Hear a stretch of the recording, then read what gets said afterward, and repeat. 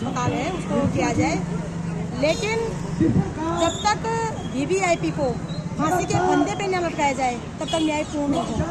ये न केवल हमारी मांग है बल्कि आज हमारे जो जिंदा अंकिता हैं सभी की मांग है कि जब तक वीवीआईपी को फांसी के फंदे पे न लटकाया जाए तब तक हम लड़ाई जारी रखेंगे। दबाव के बीच 11 जनवरी को आह्वान किया, अब उसके बाद सीएम सीबीआई की जांच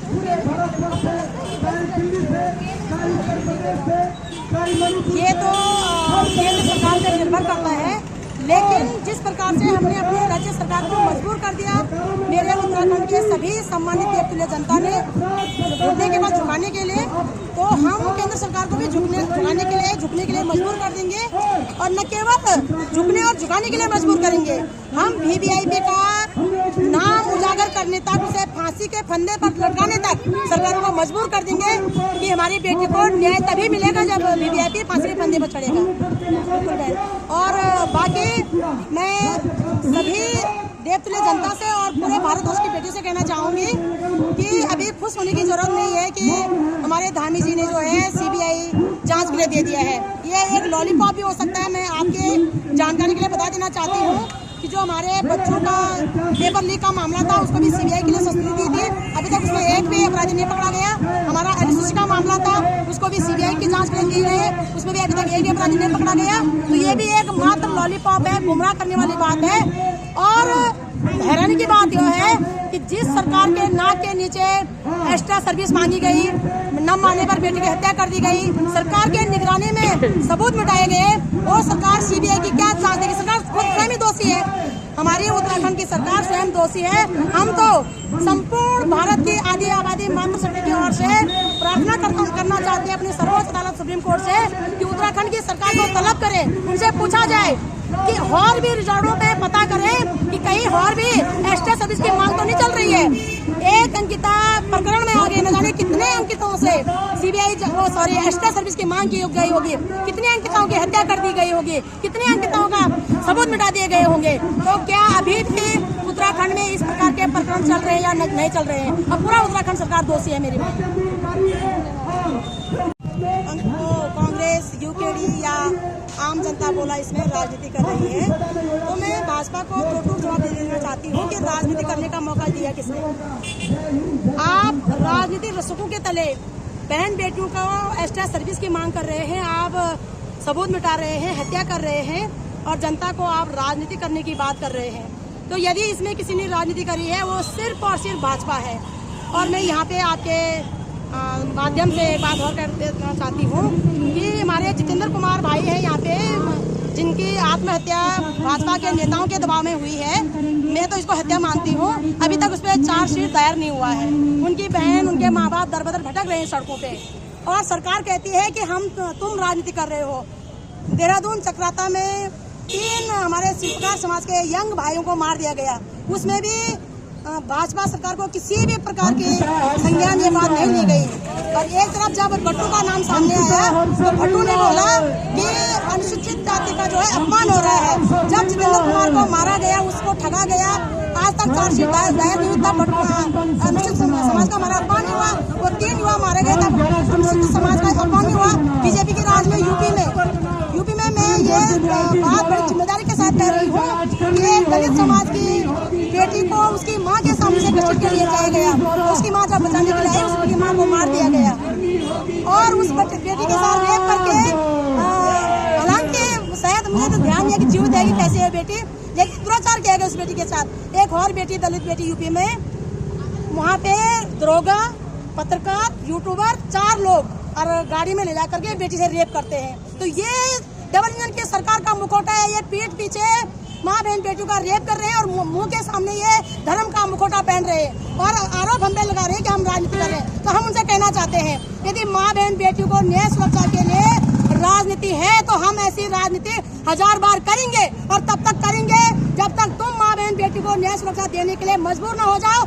और भाजपा खास करके कान खोलकर सुन ले, राजनीति को अपना अयासी का अड्डा, पदकदों को अपनी बात की जागीर समझना और माँ बहन बेटी को अपना गुलाम समझना बंद करे।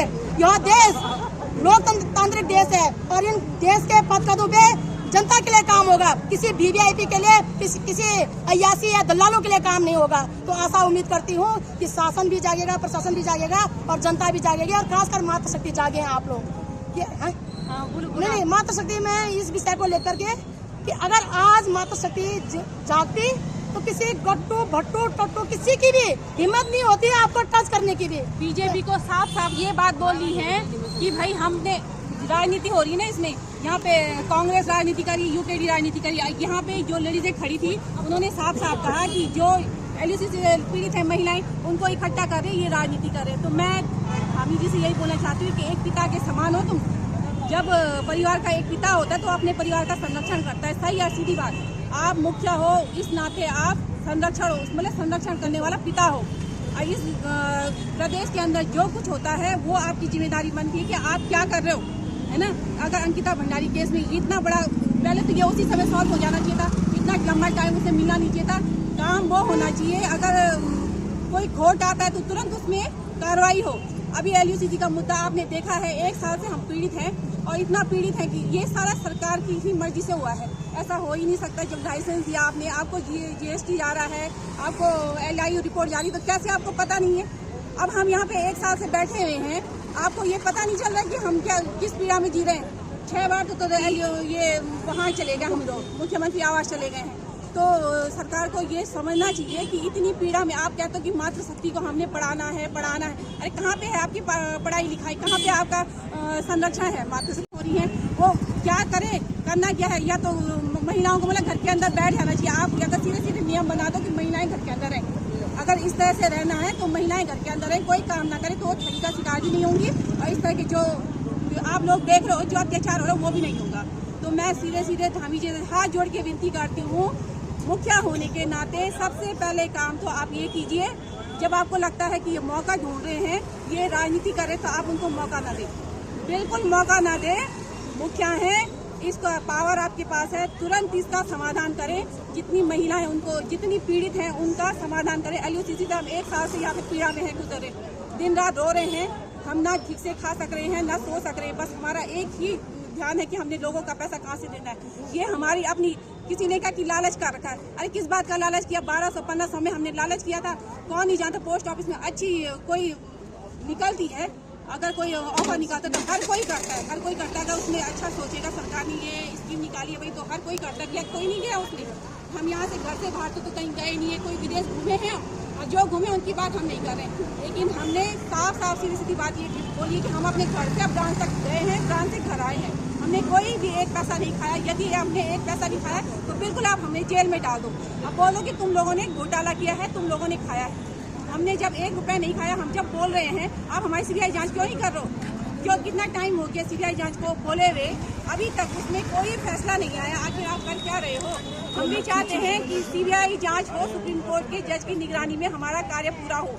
और जो बेटी अंकिता है, भाई हमारी भी बेटी है, हम बिल्कुल चाहेंगे कि उसको न्याय मिलना चाहिए। 3 साल तो बहुत लंबा टाइम हो गया है। उनकी माँ आपके पास आ रही है, क्या आपको नहीं जाना चाहिए था? उनके कायदे से तो आपको जाना चाहिए था।